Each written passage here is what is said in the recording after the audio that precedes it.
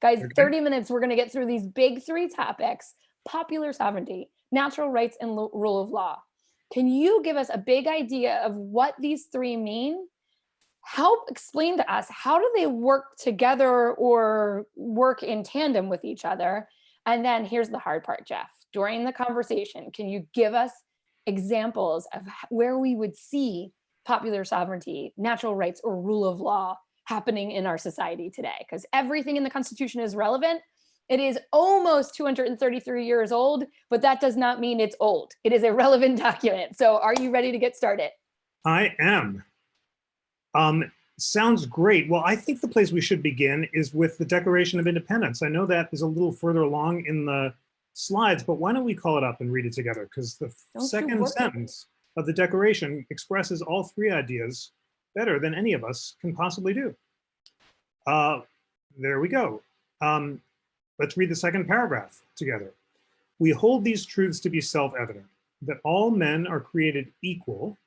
They are endowed by their creator with certain unalienable rights, that among these are life, liberty, and the pursuit of happiness. And we need to go a little further. That I'll try to do it from memory, but if we have it, Kerry, let's call it up. That to secure these rights, governments are instituted among men, deriving their just consent, their just powers from the consent of the governed.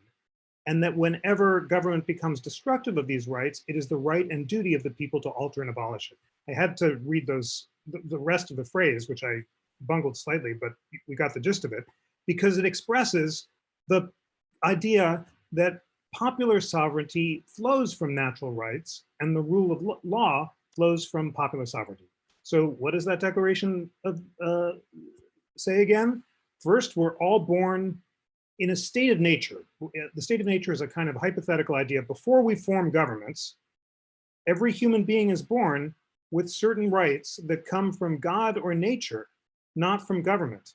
The fact that I have the right to express my opinions based on the power of my reasoning mind is an inherent right that exists in me when I'm born. And that's why the rights of conscience and speech are natural rights, along with life, liberty, and the pursuit of happiness.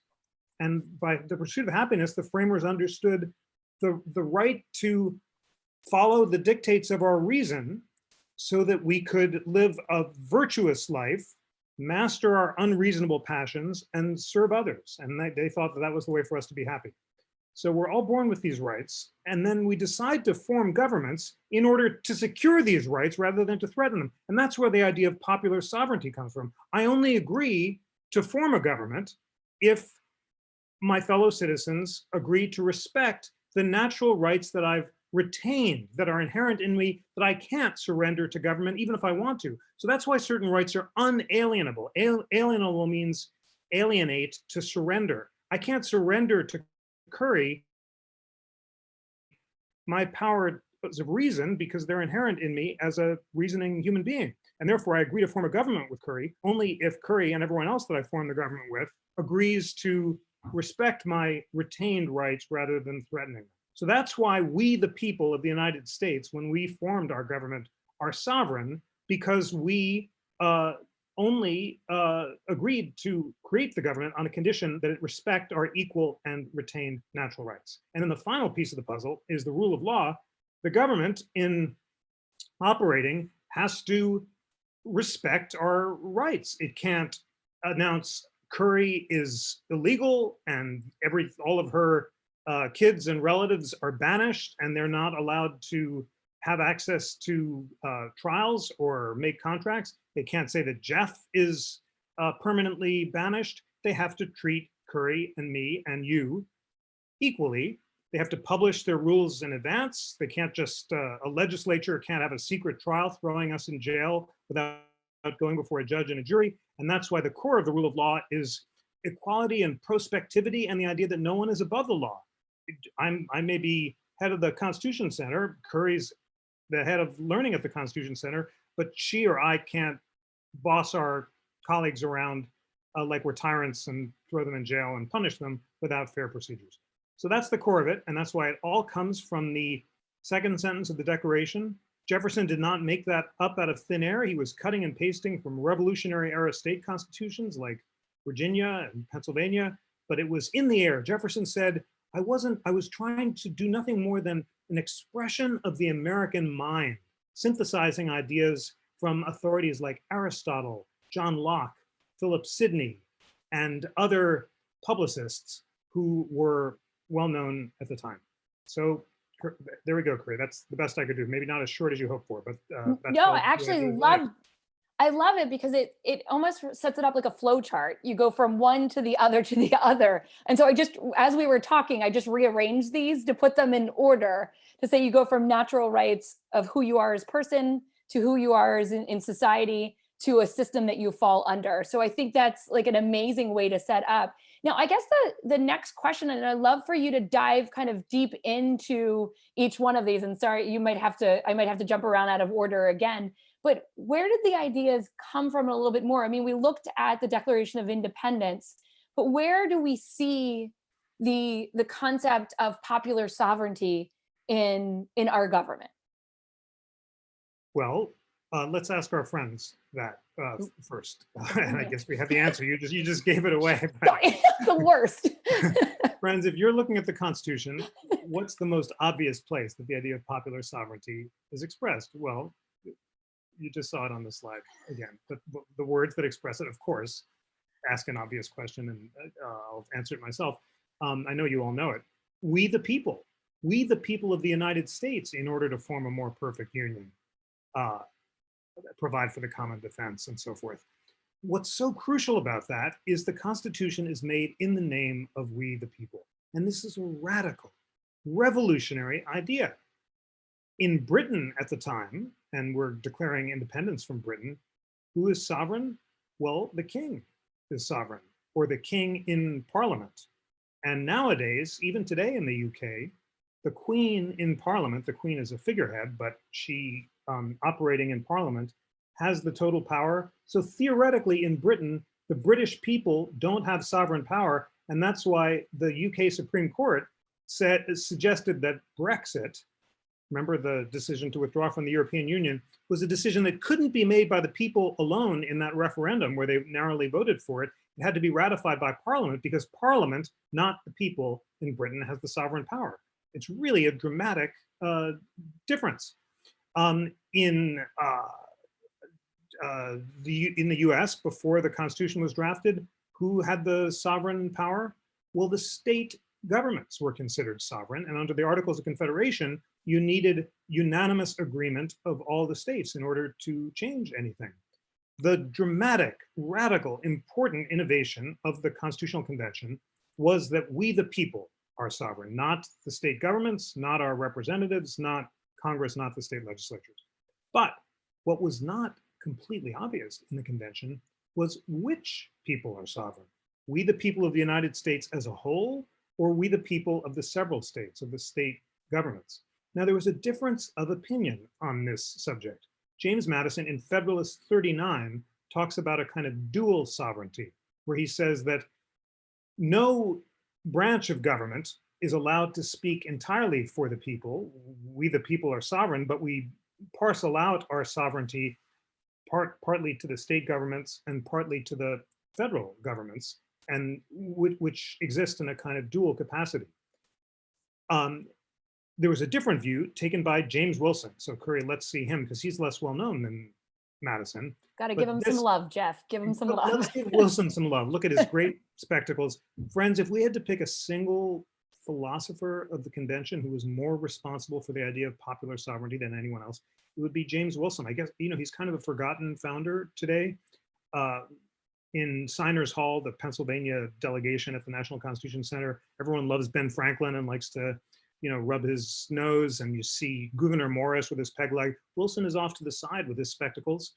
He had a remarkable life after doing more than anyone else to champion the idea of popular sovereignty at the convention. He went on to he gave lectures in law, which set out the ideas of popular sovereignty at the University of Pennsylvania. He was an important figure in the Revolutionary era.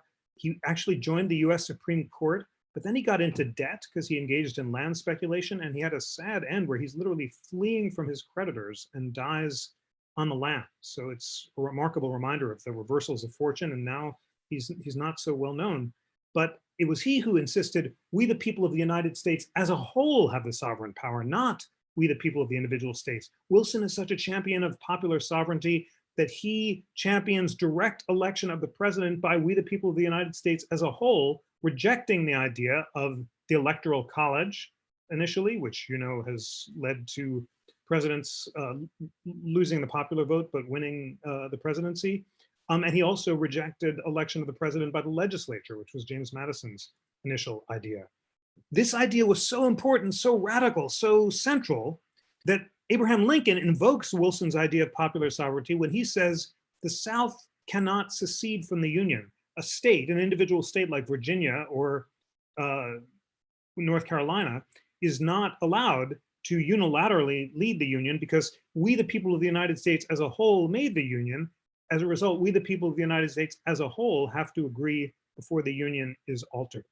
And Wilson is invoking James Wilson on behalf of that proposition.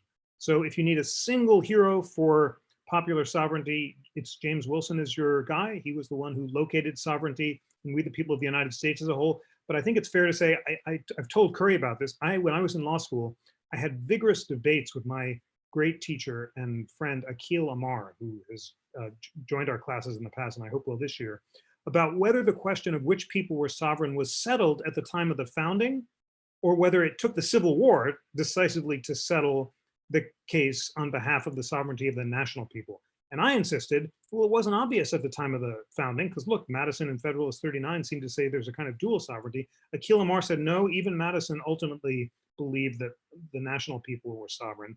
And he's since published a book with some footnotes where he still insists that he was right, although I'm not sure it was as clear as he says. In any event, it was obvious that after the Civil War, Lincoln's proposition was vindicated on the battlefield, and now everyone agrees that we, the people of the United States as a whole, are sovereign, and secession is unconstitutional. So if New York or California or Texas decide they want to leave the Union on their own, they can't do that, and they would need the consent of the entire people in order to secede.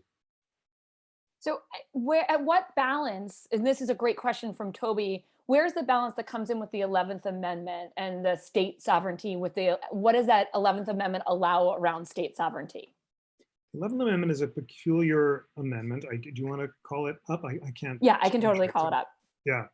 So the 11th Amendment is passed to overturn a Supreme Court decision called Chisholm against Georgia, which basically said that a state could be sued in its own courts.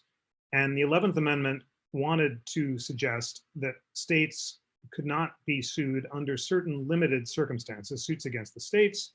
It says the judicial power of the United States shall not be construed to extend to any suit in law or equity commenced or prosecuted against one of the United States by citizens. Can you scroll down so I can read the rest of it? Yes, I'm sorry. It's just freezing. Sorry. All right, no problem. You have to remember it all because my scrolling is too slow. I can bungle the Declaration, but I don't have the 11th Amendment. You got further than I would have. Good job. Exactly.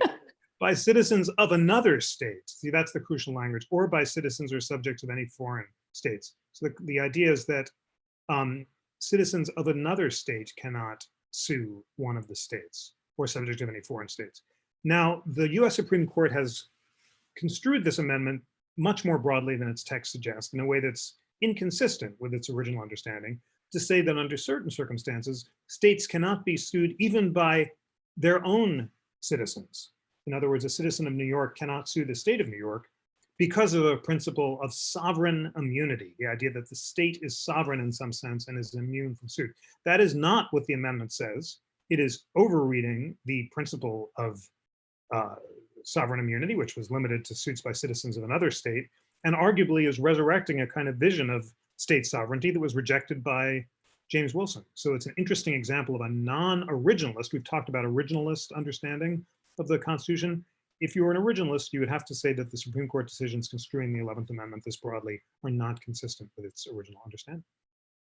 And just in case, if everybody's wondering what I pulled up the Interactive Constitution, which is just go to constitutioncenter.org and check out the Interactive Constitution, and you can find everything there, including the explainers from the top scholars. Now, Jeff, so we dove into Lincoln, we dove into popular sovereignty, and now we keep moving on to my favorite, because yes. You know how I feel about John Locke.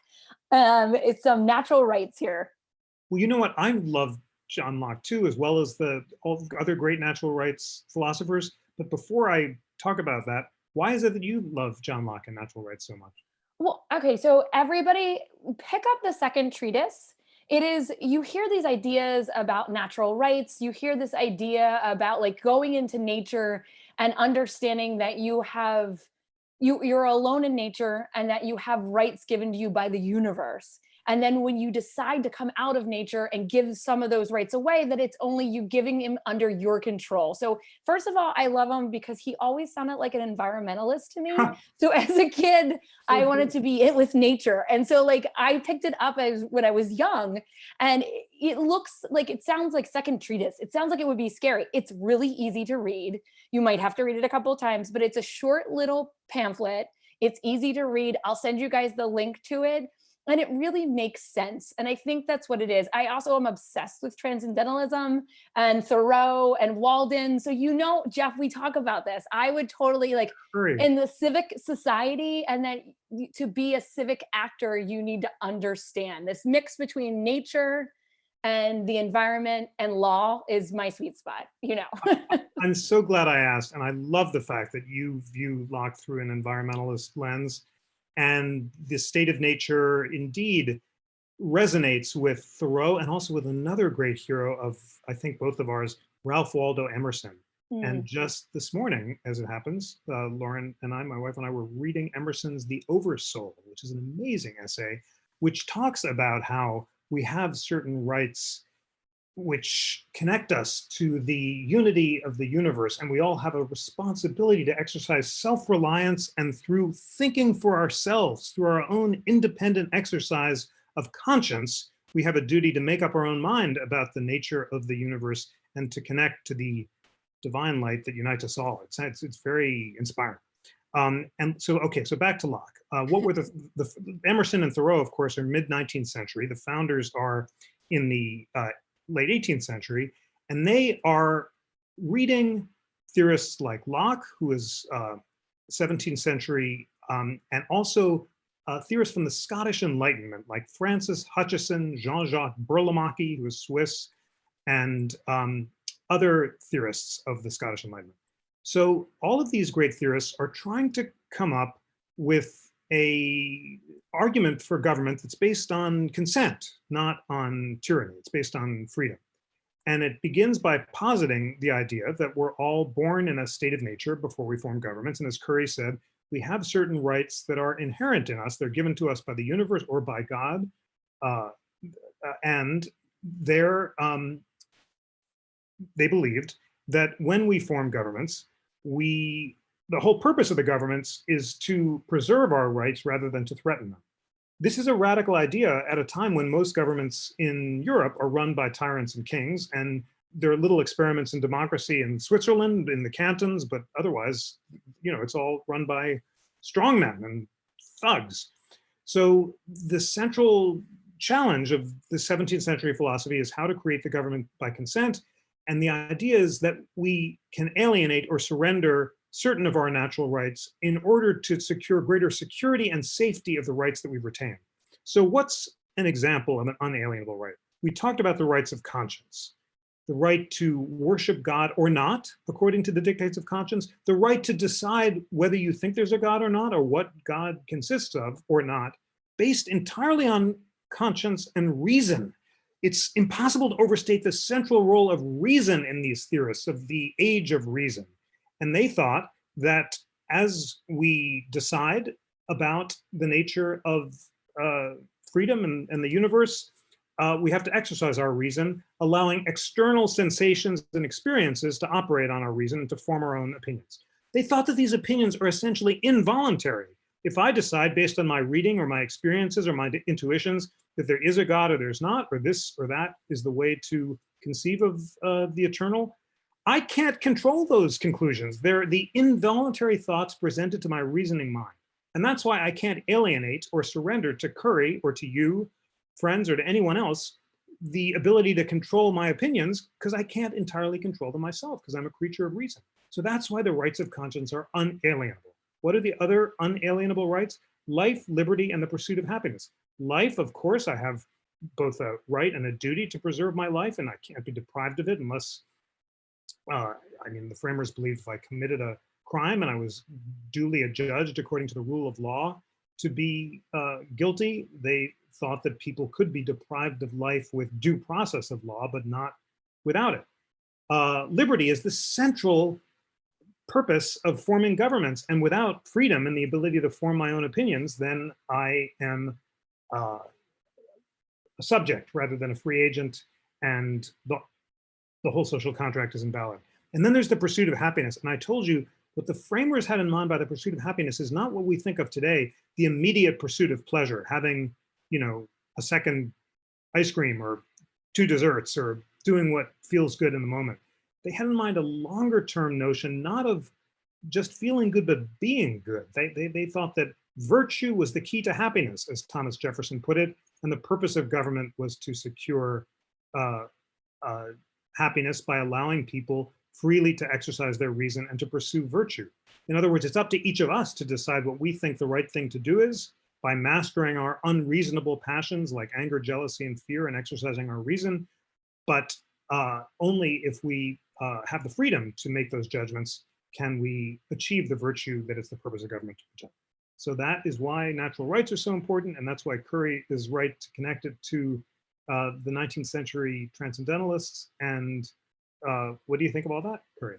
I mean, I think it's great. We can talk about natural rights all day, and then we can make references to a great TV show called Lost, which John Locke is a key character in. So Really? anyway, yeah, and that's exactly why. You'd be amazed at all the characters in that. That's a fun little factoid homework for everybody, is watch an episode of Lost and see how many different theorists are actually characters in it. The writers were big fans of natural law and physics, which is super cool. So there's a sorry, Kirk, can I just jump in with one question Sure. from Banner Thomas? Wait, why did we change it to pursuit of happiness? Why didn't we leave it as Good property? one. Great question. So John Locke in the second treatise, as you intuit, as you say, talked about life, liberty, and property being natural rights. And indeed, James Madison in the Federalist Papers talks about the central object of forming a government being to protect our rights of property. So the framers did think that rights of property were natural rights, which we exercise by mixing our labor with land or other materials, and we could gain property rights in the land if we work the land. But Jefferson here is not reading Locke's second treatise. He's reading Locke's inquiry on the pursuit of reason. He's reading Locke's metaphysics, not his politics. And in Locke's treatises about the nature of happiness, he talks more about virtue and happiness being the main purpose of government.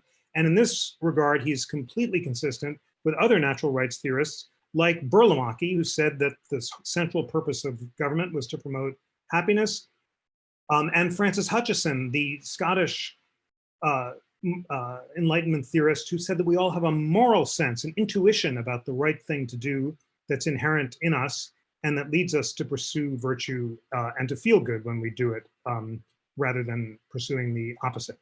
So it's a really good catch, but that's why George Mason, when we read the Virginia Declaration of Rights, this kind of confirms all of this, and we could find it on the Interactive Constitution, but I'll just, again, sort of do this from memory. Mason has a preamble that sounds a lot like the Declaration by saying people form government to preserve life, liberty, and the pursuit of happiness. And then in a later part of the Virginia Declaration, he says the purpose of government is to allow people to pursue the virtues of temperance, humility, prudence, and courage. Those are the four classical virtues. They're getting this from Cicero as channeled by Locke and Burlamaqui. So that's the answer. That Jefferson is thinking not so much of the second treatise, he's thinking of the broader purpose of government, which is to allow not to guarantee that we obtain happiness, but to allow us to pursue it and have the opportunity to, as Mason said, pursue and obtain happiness and safety. So I think that's a perfect idea. I love the fact that Jefferson, and I can't believe I'm saying something nice about Jefferson because I try not to, even though he was brilliant. But this idea that you are given the opportunity to pursue happiness. Now, rolling in, we have 3 minutes because we Okay. stay close to time at least close to time. How does the rule of law work with these other two pieces in establishing a way that we can pursue happiness, or at least pursue being treated fairly and equally? Great. Well, just to respond by noting Banner's Thomas's excellent follow-up. Personally, I think putting in equality would have been a good idea. It would have saved a lot themselves and the next generations all the way something to 2020. Well, you're absolutely right, Banner Thomas, that equality is it's a central idea that's implicit, of course, in the idea that we the people are sovereign because we all exercise equal sovereign power. It's implicit in the idea of natural rights because we all have equal rights of life, liberty, and the pursuit of happiness. And it's implicit in the rule of law. And that's the answer to the final big idea. When government operates, it has to treat us equally. It cannot say Jeff or Kerry are banned and thrown in jail without a proper trial. If it makes rules, it has to publish those rules in advance. Justice Gorsuch gave a great video for us where he talks about the ancient Roman Republic, where the Emperor Caligula would post laws on the top of really tall towers where no one could see them. You'd have to climb up on a wall to be able to read the walls. And it was so inaccessible that he could change them and throw people in jail at his whim. That's the opposite of the rule of law, and it's the opposite of equality. But Banner Thomas, you're absolutely right that it took a civil war and the post-Civil War amendments to the Constitution, the 13th, 14th, and 15th Amendments, finally to enshrine the word equal in the Constitution. And we know that the word appears in the 14th Amendment, guaranteeing equal protection of the law, as well as the equal privileges or immunities of citizenship. But it might have, of course, it would have saved a lot of trouble had the word been put in initially. But of course, there was a reason, and that I think is the reason that Kerry has some questions about Thomas Jefferson, and that was slavery. And there was a vigorous disagreement at the time of the convention about slavery, and no doubt the defenders of slavery might have been reluctant to put in the word equal because it was impossible to reconcile with the practice of keeping people enslaved. And that's why it took a civil war and the post-Civil War amendments. But nevertheless, although it was not made explicit, the idea of equal natural rights, equal sovereign power, and equal treatment before the rule of law is inherent in all three of the big ideas that we're talking about today. So these big ideas kind of set the framework and set the grounding, and then it is up to us as citizens to ensure that they are kept to. Back to popular sovereignty, back to the people's sovereignty. And I think there's a great question in here from Craig, so I'm going to let Craig. His comment was the same as Michelle's earlier, is that just because it was written down doesn't always mean that it was applied to everybody. So we, the people, the question is whom are they referring to when they say we the people? Who are they saying equal protection under the laws for? So that mix and marriage between these big ideas and these big values and the practice over time in America. Absolutely. And this promise of the Declaration that all men, and of course it's significant that it said men and not men and women, as the heroic women at Seneca Falls in 1848 insisted that all men and women are created equal. The framers had a limited notion of who was entitled to the full sovereignty.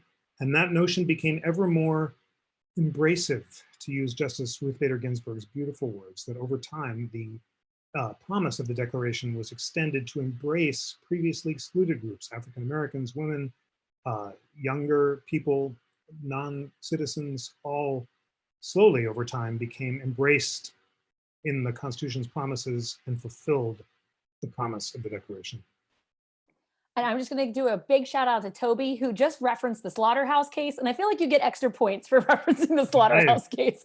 And also Teresa just gave a really good shout out to a great TED Talk on the meaning of happiness in the Declaration. So I appreciate this group so much. We're learning as a community, we're learning together, we're sharing resources in the chat, and I will make sure I reply to everybody. And the slaughterhouse cases, why did they leave property? Yep, all these great questions in there. We're going to wrap up for today, but remember everybody, and I know it's a little bit of a shorter week because of the holiday, but we do have a session on this big topic on Friday at 1 o'clock Eastern time.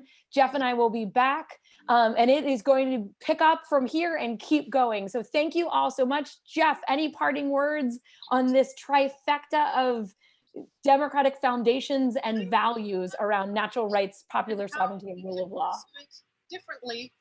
I think I'm getting Carolyn Winter's TED Talk. I don't know if you guys can hear That's it. what it is. I was like, what's Yes. that? I think we'll let her sign us off. But books about happiness. But I'll just say, friends, read John Locke and read the Declaration, and let's watch that TED Talk, and we'll have a wonderful weekend, and we'll check in next week. Thank you so much. We are all Thank you. by the idea that we can pursue our